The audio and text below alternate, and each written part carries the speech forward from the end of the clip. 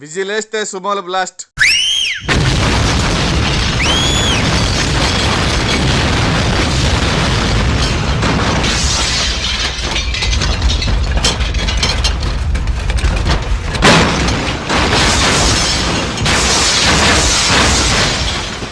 సత్యరెడ్డి అనగానే కొత్త పొంతలు తొక్కించిన దర్శకుడు వివి వినాయక్. ఈస్ట్ గోదావరి డిస్టిక్ చాగలలో జన్మించిన ఆయన డైరెక్టర్ సాగర్ దగ్గర అసిస్టెంట్ డైరెక్టర్ గా పనిచేశారు.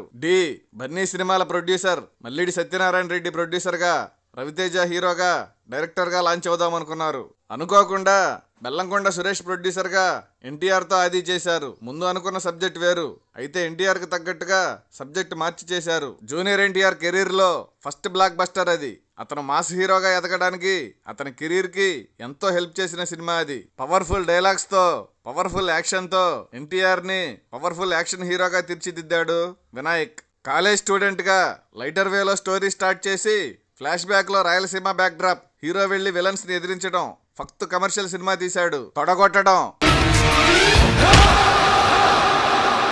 అమ్మ తోడు, అడ్డంగా నరికేస్తా వంటి మాస్ డైలాగ్స్. అరవకు, అమ్మ తోడు, అడ్డంగా నరికేస్తా, చెప్పేది విను.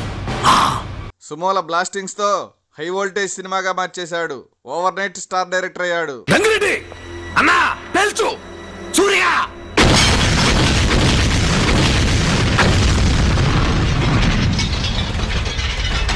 ఇమ్మీడియట్ గా బాలకృష్ణతో చెన్నకేశవరెడ్డి ఛాన్స్ వచ్చింది. అది దీంతో రాజు తన ఫస్ట్ మూవీకి ఆయన్నే సంప్రదించారు. అలా నితిన్ తో దిల్ చేశారు. జయంలో ప్రేమ ప్రేమ అని పాటలు పాడుకుంటూ విలన్ తో కొట్టించుకుంటూ జెండాలు పట్టుకుని తిరిగిన నితిన్ ని యాక్షన్ హీరోగా మార్చేశాడు. అప్పట్లో ఫ్యాక్షనిజం బ్యాక్ డ్రాప్ లో సినిమాలు రావడం ఒక ట్రెండ్ గా నడిచింది. కథ ఏదైనా సరే రాయలసీమ బ్యాక్ డ్రాప్ ఉండాల్సిందే. కాలేజ్ స్టూడెంట్ అయిన హీరో హీరోయిన్ తో లవ్, ఆమె రౌడీ కూతురు, అతని మామ రాయలసీమ. ఇలా రౌడీయిజం, ఫ్యాక్షనిజం రెండు టచ్ చేసి మాస్ హిట్ కొట్టారు. ఠాగూర్ తమిళ్లో బ్లాక్ బస్టర్ అయిన రమణకి రీమేక్ ఇది. డైరెక్టర్ ఎవరైతే బాగుంటుందనే తర్జన భర్జనల తర్వాత వినాయక్ కి ఛాన్స్ ఇచ్చారు. అందరికీ తన మీద ఉన్న నమ్మకం నిలబెట్టుకున్నాడు. రేషన్ కార్డుకు లంచం, రేషన్ తీసుకోవడానికి లంచం, రైతులకు రుణాలు ఇవ్వాలంటే లంచం, ఆ రుణాలు కట్టలేని పరిస్థితుల్లో ఆస్తులు నిలుపుకోవాలంటే లంచం, హాస్పిటల్లో బెడ్కు లంచం, తినే బ్రెడ్కు లంచం, ఆడపడుచు ఆపరేషన్ లేకుండా సుఖంగా ప్రసవించాలంటే లంచం, బర్త్ సర్టిఫికేట్ లంచం, డెత్ సర్టిఫికేట్ లంచం, మనిషి పుట్టిన దగ్గర నుంచి చచ్చిన దాకా లంచం లంచం లంచం. అందులో ఒక సీన్ లో యాక్ట్ చేసి చాలా ఇంపాక్ట్ క్రియేట్ చేశాడు. అతనిలో అంత మంచి నటుడు ఉన్నాడా అనే రేంజ్ లో చేశాడు. అంతేకాదు, ఆయనే లిస్ట్ లో నంబర్ 1 అట. ఏంట్రా సార్, ఆయన లంచగొండి తండ్రి కావచ్చు, కానీ నేను లంచగొండి కొడుకుని మాత్రం కాదు సార్. నేను మీ స్టూడెంట్ని sir. Movie decent blockbuster. Political party పెట్టాలన్న ఆలోచనలో ఉన్న చిరంజీవి ఆశలకి జీవం పోసిన సినిమా అది. నెక్స్ట్ సాంబా భాషా టెంప్లెట్ లో చేశారు. కాంచీలో పట్టు చీరలు అమ్ముకునే హీరో. చీరలు అమ్ముకునే వాడం కదా అని చీపుగా చూడకు. ఫ్లాష్ బ్యాక్ లో పెద్ద ఫ్యాక్షనిస్ట్.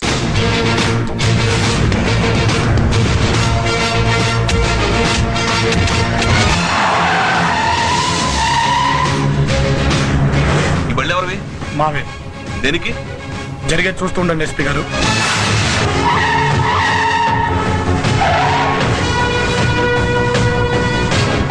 వినాయక్ అడిగితే తన కెరీర్ లో వరస్ట్ సినిమా అదేనంటాడు. విలన్ ప్రవర్తించే తీరు అత్యంత జుగుప్సాకరంగా ఉంటుంది.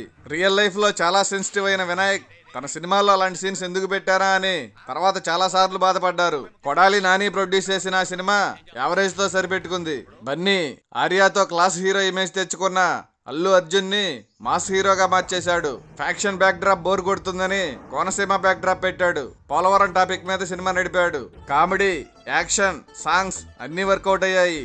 అల్లు అర్జున్ కెరీర్ లో ఫస్ట్ మాస్ హిట్ గా నిలిచింది. లక్ష్మి ఒక సింపుల్ కథ. తనను చేరదీసిన తండ్రి కుటుంబం కోసం బానిసలా బ్రతికే హీరో కథ. సినిమా పుట్టినప్పటి నుండి కొన్ని వందల సార్లు చూసేసిన కథ. అయినా తన మేకింగ్ తో స్టైలిష్ గా ప్రజెంట్ చేశాడు. రమణ గోగుల సాంగ్స్ ఊపేశాయి. ఆ సినిమాతో ఫస్ట్ ఫ్యామిలీ బ్లాక్ బస్టర్ కొట్టాడు. యోగి కన్నడలో సూపర్ హిట్ అయిన శివరాజ్ కుమార్ జోగికి రీమేక్ ఇది. కన్నడ సినిమాల్లో సెంటిమెంట్ కొంచెం ఓవర్ డోస్ లో ఉంటుంది. ఇక్కడ కూడా అదే కంటిన్యూ చేశారు. ఫ్లాప్ అయింది. ఈ మూవీనే కాదు, కన్నడ బ్లాక్ బస్టర్స్ తాజ్ మహల్, వానా విపరీతమైన సెంటిమెంట్ తో ఉంటాయి. తెలుగులో తీస్తే ప్రింట్లన్నీ పాత ఇనప సామాన్ల కోట్లకెళ్ళాయి. కృష్ణ, రవితేజ ఎనర్జీతో కామెడీతో మరో బ్లాక్ బస్టర్ అందించారు. యాక్షన్, కామెడీ రెండు సమపాళ్లలో ఉండేలా చూసుకుని అన్ని వర్గాల ఆడియన్స్ కి నచ్చే చిత్రంగా మలిచారు. తప్పే ఉందే. ఇదేంట్రా ఇది సాయంత్రం సిటీ గేమ్లో ఏందనుకుంటున్నాను. ఏమంటావు? అంత సీరియస్ మ్యాటర్ ఇంత సింపుల్ గా చెప్పేసావుట్రా. వాళ్ళ ఆయనకి తెలిస్తే కైమా కొట్టేస్తాడు. వాడు అసలు పెద్ద జఫాగాడు. అయితే నన్ను సంజయ్ దగ్గర తీసుకెళ్ళు. సంజయ్ అయినా సాలార్జంగ్ మ్యూజియం అనుకున్నారా? టికెట్ కొనుక్కుని వెళ్ళి చూసి రావడానికి. మా షిండే అన్నకి తెలిస్తే చంపేస్తాడు. మీ షిండేని పిండేస్తా. అదుర్స్ జూనియర్ ఎన్టీఆర్ లో ఉన్న కామెడీ యాంగిల్ ని పూర్తిగా బయటికి తీసిన సినిమా. ఏమిటి సిగ్గుపడుతున్నారా? వీడి ముఖానికి సిగ్గు కూడాను. ఏమండోయ్, మీరు సిగ్గుపడ్డం మాని ఆ అమ్మాయి ఎవరో చెప్పండి. హై క్వాలిటీ మేకింగ్ ఉంటుంది. 10mm లెన్స్ ని విచ్చల విడిగా వాడేసి సినిమాకి గ్రాండియర్ తెచ్చాడు.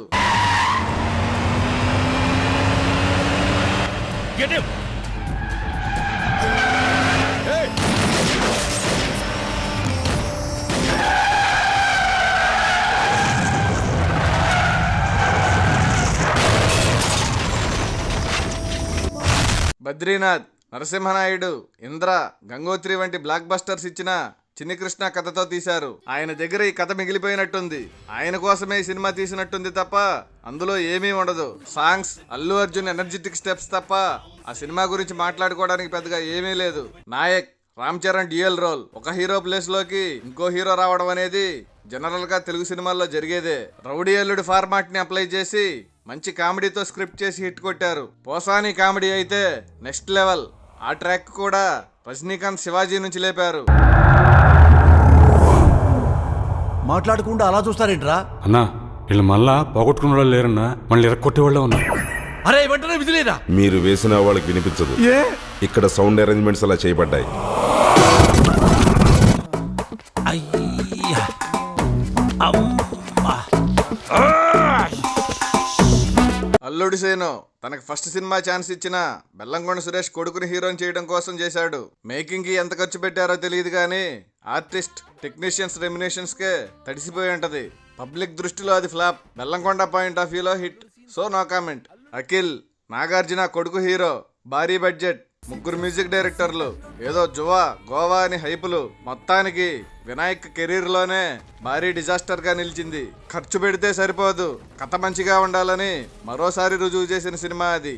ఈ సినిమాతో వినాయక్ కెరీర్ క్లోజ్ అయిపోయింది అనుకున్నారు. చిరంజీవి కంబ్యాక్ ఫిల్మ్ ఖైదీ 150 చేసి అందరికీ షాక్ ఇచ్చాడు. Chiranjeevi prestigious project 10 years gap తర్వాత చేస్తున్న సినిమాని వినాయక్కి ఇచ్చారంటేనే అతను ఎలాంటి వాడో అర్థం చేసుకోవచ్చు. ఫ్లాప్స్ రావడం సహజంగానే. ఒక మనిషిలోని క్రియేటర్ ఎప్పటికీ సజీవంగానే ఉంటాడు. But story plays key role. Hero Chiranjeevi అయినంత మాత్రాన, డైరెక్టర్ వినాయక్ అయినంత మాత్రాన జనాలు సినిమా చూసేయరు కదా. ఖైదీ 150కి అన్ని కుదిరాయి. సాలిడ్ హిట్ పడింది ఇద్దరికి. ఇక ఇంటెలిజెంట్, ఇది కూడా రైటర్ కోసం చేసిన సినిమానే. ఆకుల శివ దగ్గర ఎప్పుడో తుప్పు పట్టిపోయిన బీరువాలో ఉన్న కథ వినాయక్కి వినిపిస్తే ఆయన సినిమా తీసేశాడు. ఇంటెలిజెంట్ లో ఏం ఇంటెలిజెన్స్ ఉందో వాళ్ళకే తెలియాలి. 5G ట్రెండ్ నడుస్తుంటే ల్యాండ్ లైన్ కాలం సినిమా తీసి ఇంటెలిజెంట్ అని టైటిల్ పెడితే ఎలా ఉంటది? ఆ సినిమా రిజల్ట్ ఎలా ఉంటది? అయినా రైటర్స్ దగ్గర స్టోరీస్ ఖాళీగా ఉన్నాయని సినిమాలు తీసేయటం ఏంటి వినాయక్ గారు? మీ దాకా కథలు రావడం లేదా? నాలాంటి వాళ్ళకి ఛాన్స్ ఇవ్వండి సార్. కథ వినండి సార్. కరెక్ట్ కథ పడితే మిమ్మల్ని ఆపడం ఎవడ వల్ల నవ్వుతుందా? మళ్ళీ బెల్లంకొండ సురేష్ కోసం ఛత్రపతి హిందీ రీమేక్ చేశారు. ఆపేయండి సార్ అవుట్డేటెడ్ స్టోరీలు. మీ valuable time just half an hour ఇవ్వండి నాకు. మీ గ్రాండ్ కంబ్యాక్ కోసం అదిరిపోయే కథ చెప్తా.